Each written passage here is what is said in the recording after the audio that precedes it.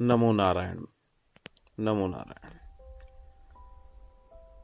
सभी मित्रों को मैं ये बताना चाहता हूँ कि क्रिया योग के बारे में जानना चाहते हैं कि क्रिया योग किस तरह करा जाए। क्रिया योग जो है महाअवतार बाबा जी ने दिया था। महाअवतार बाबा जी के शिष्य श्री लाहड़ी बाबा जी थे। फिर लाहड़ी बाबा जी से ये जो है उनके आगे शिष्य थे, उनको दिया गया। फिर उनके आगे शिष्य आप ये हुए योगानंद जी महाराज, जिनकी फोटो आप देख भी रहे हैं। और इनकी फोटो पे भी मैं आपको ये दिखाना चाहूँगा कि आप इनकी आंखें देखें कि इनकी आंखें भी जो है अलग में ही लगी हुई हैं। वहाँ पर क्रिया योग का अभ्यास हंसा टेक्निक दी जाती है ना, कि आप जो है हंसा को वो श्वास जो है उसका जप करें और आज्ञा चक्र पे आप ध्यान करें। वहाँ पर क्रिया योग की प्रणाली इस तरीके से दी जाती है। और भी स्टेप हैं उनके अलग अलग, लेकिन मैंने आपको क्रिया योग को बहुत सहज तरीके से देने का प्रयास करा। क्यों? क्योंकि मैंने अपने जीवन में इसका अनुभव किया है। जैसे कबीर साहब कहते हैं ना, मैं कहता हूँ आंखों देखी, तू कहता है कागज की लेखी। तो मैं कागज की लेखी नहीं बता रहा आपको, मेरे अनुभव के अनुसार जो मैंने अपने जीवन में क्रिया योग से अनुभव करा है, मैं उस अनुभव को आप लोगों को ये चाहता हूं कि आप कहीं फंसे ना और सहजता में आपको वो क्रिया योग मिल जाए। तो इसीलिए बहुत सारी वीडियो मैंने बनाई हैं कि लोगों को समझाने का प्रयास करा है और समझाता भी रहूंगा मैं आगे इसको।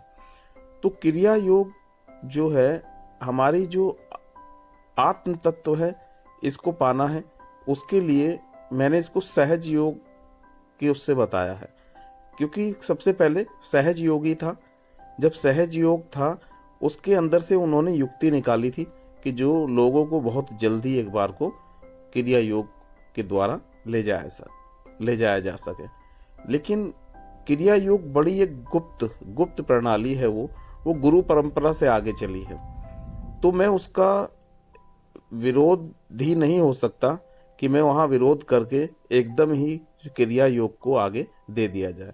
तो मैं आपको जहां से क्रिया योग की युक्तियां निकली थी उस योग को ही आपको डायरेक्टली दे रहा हूं। तो आपको उस युक्ति का तो कुछ वो रह ही नहीं गया कि वो जो है वहां युक्ति बताई जाए। जब जहां से युक्ति भी निकली है मैं उसी चीज को आपको दे रहा हूं। तो ये सहज योग है। सहज योग के अंदर से ही क्रिया योग की युक्ति निकाली गई थी। लेकिन बहुत से लोग डायरेक्टली वहां तक लेके जाना मतलब ठीक नहीं है, क्योंकि गुरु परंपरा है ना, वो गुरु परंपरा से ही आगे दी जाती है। लेकिन सहज योग सब लोगों के लिए सहज होता है। आप सहज योग से क्रिया योग पर ही आ जाएंगे, आपको भी युक्ति मिल जाएगी जब आप वहां पर सहज योग लगाएंगे, जिस तरीके से मैं आपको बताता जा रहा हूं। जैसे कुछ शब्द मैंने प्रयोग करे, है ना, जिसे कहते हैं चाटक। चाटक शब्द आपको पूरे यूट्यूब पर भी नहीं मिलेगा और ना ही इसको कभी समझाने का प्रयास किया गया, क्योंकि गुप्त क्रियाएं हैं। यहाँ आप बाबा हैडा खान जी की आंखें देखें, ये भी अलख में ही लगी हुई है ना। एक टक है, चाटक लगा रखा है, एक टक ठहरी हुई आंखें हैं। तो ये सब चीजें बड़ी गुप्त थी, आज खोलने का प्रयास लोगों के लिए, क्योंकि मैं चाहता हूं समस्त एक एक व्यक्ति क्रिया योगी बने, सहज योगी बने, तभी आप इन सब चीजों को जान पाएंगे। तो इसके लिए आप जाने कि सबसे पहले अंतर क्या होता है। आप, क्योंकि परमात्मा अंदर नहीं है, अंतर में है। जब तक आप अंतर को नहीं समझेंगे, क्योंकि जब आप अंतर को समझेंगे और इन इंद्रियों को एक टक लगाएंगे, चाटक लगाएंगे, इनको ठहरा देंगे, इनको स्तब्ध कर देंगे, ये रुक जाएं। क्योंकि इंद्रियां जब तक नहीं रुकेंगी तब तक मन काबू में नहीं आता है। इंद्रियां रुकेंगी, मन काबू में आएगा, आप अपने अंतर में प्रवेश कर जाएंगे। आप अंतर में प्रवेश कर जाएंगे। अंतर में प्रवेश करने के बाद जो श्वास जो है, जो बहिर्मुखी की स्थिति बनी हुई थी, ये भी अंतर में प्रवेश करेगी। तो यहाँ पर हमें हंसा जाप या आदि ये सब कोई मतलब आवश्यकता नहीं है। आप सहज तरीके से अपनी इंद्रियों को ऐसे ही लगा के रखेंगे तो ये श्वास जो है अंदर की ओर उल्टी हो जाएगी। यानी कहते हैं, आपने सुना होगा कि हंसा सोहंग सोहंग हंसा, बार बार उल्टात रे माला।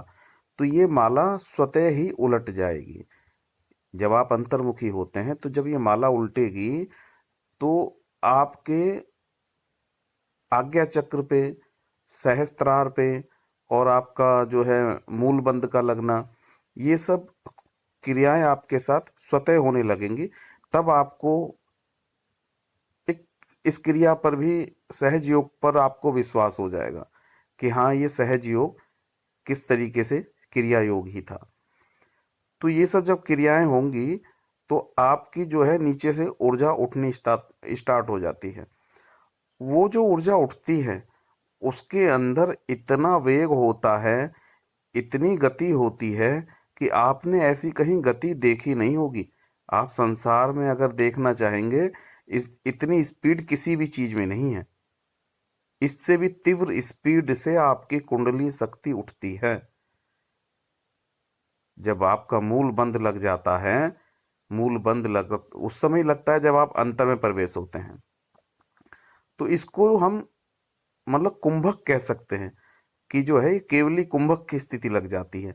और मतलब प्राण, कहते हैं ना कि प्राण अपान दोनों, प्राणे अपानी जो होती है ना, या तो अपान को प्राण में मिला दे या प्राण को अपान में मिला दे, है ना। कृष्ण भगवान ने भी जैसे बोला हुआ है।